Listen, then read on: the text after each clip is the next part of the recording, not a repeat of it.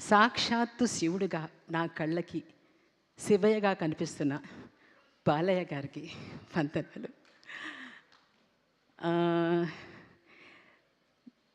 నాకు ఈ ప్రతి సీను ఆయన చెప్తున్నప్పుడు, డైరెక్టర్ గారు చెప్తున్నప్పుడు కళ్ళలో నీళ్లు ధారలుగా కారిపోయేవన్నమాట. అలా నన్ను ఒక నిమిషం చూస్తారు, సరే ఏడవని అన్నట్టుగా అనుకుని మళ్ళీ కంటిన్యూ చేశారు ఆ సబ్జెక్ట్ని. ఎందుకంటే ఆ క్యారెక్టర్లో ఆయన నన్ను చూడలేదు, ఆడియన్స్ని చూశారు.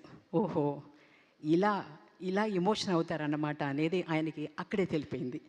సో నాకు గూస్ పంప్స్, నాకు ఒళ్ళు జలధరించడం, ప్రతి డైలాగు, ప్రతి షాట్లో నాకు అలా అనిపించిందండి. అఖండ 1 చేస్తున్నప్పుడు నాకు తెలియకుండానే నాలో ఒక వైబ్రేషన్, ఒక ఎనర్జీ నాలో ఏదో వచ్చినట్టుగా ఫీల్ అయ్యాను నేను.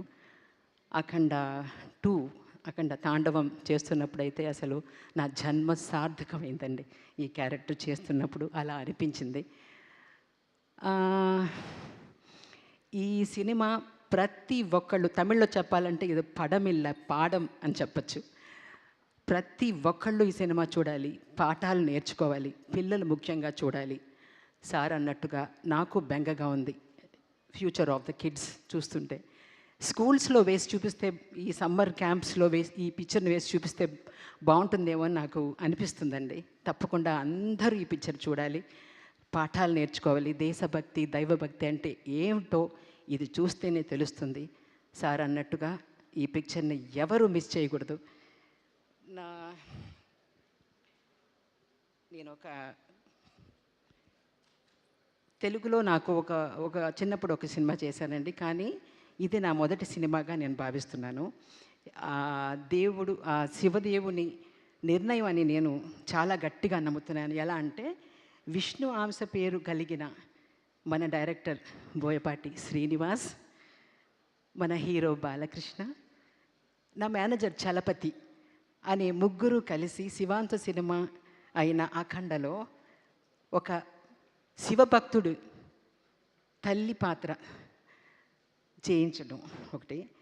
నగరిలో ఈ సినిమా చూశానండి. చూస్తున్నప్పుడు నా కళ్ళారా చూశాను. అసలు ఆ సినిమా థియేటర్లో అందరూ అందులోకి వెళ్ళిపోయారనమాట.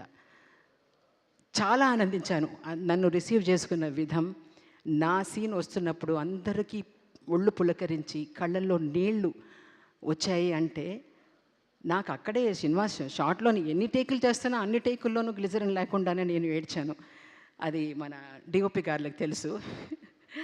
సో ఆ తర్వాత ఊహించని విధంగా 500 సంవత్సరాలకు ముందు నగరిలో నిర్మించబడిన శ్రీ కరకంఠేశ్వర స్వామి ఆలయంలోకి నాకు వెళ్ళడం జరిగిందండి. అది మిట్ట మధ్యాహ్నం 2:30 అన్నమాట. అప్పుడు ఆ గుడి మూసేసి ఉందన్నమాట. ఆ శివుడు, ఐ థింక్ ఐఎమ్ బ్లెస్డ్.